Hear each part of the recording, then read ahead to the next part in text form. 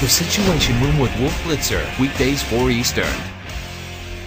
A lot of speculation going on right now, so we do have to have some caution and care of what we're reporting here. But what Air France officials are saying is that there was turbulence in that area, that electrical problems were reported.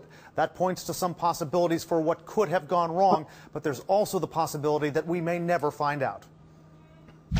A massive air and sea search that may never provide definite answers on the fate of Flight 447. Air France officials say the plane experienced turbulence and electrical problems before it vanished. Experts say a lightning strike is a possibility, but on average, every airliner is struck at least once a year by a lightning strike. They don't go down. Experts say when lightning strikes a plane, the bolt typically hits a sharp part of it, a wingtip or a tail surface. Millions of amps of energy run through the aircraft and usually exit out another sharp point. But sometimes, if components aren't well grounded, high voltages can cause electrical damage. This plane, an Airbus A330, is equipped with a fly-by-wire system. Unlike standard aircraft, where the pilot's controls are manually attached to control surfaces like rudders and flaps, with fly-by-wire, the pilot's controls in the cockpit are linked to the movable surfaces by electrical wires and computers. So essentially, a signal is sent to move those devices.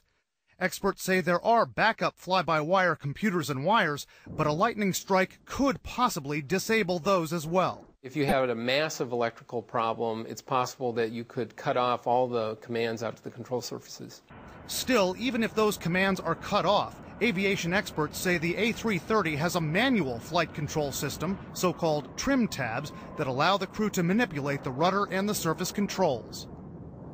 We asked Airbus for a briefing on possible causes on the electrical warning system, what protections are built in for lightning strikes. An Airbus spokeswoman said it's way too early at this stage, and the company does not want to engage in speculation. Wolf. What about the weather in the region over the Atlantic? I understand that could have been a real problem. That's right. This is an area called the Intertropical Convergence Zone. We're going to show this to viewers now. This is the area of the Atlantic where the northern hemisphere meets the southern, right around the equator. Weather and aviation experts tell us this is where the northeast and southeast trade winds meet, pushing a lot of warm, moist air upward. That condenses, produces some of the world's most nasty thunderstorms and hurricanes. If lightning hit this plane, it could have been in this area, Wolf, but again, very preliminary at this stage.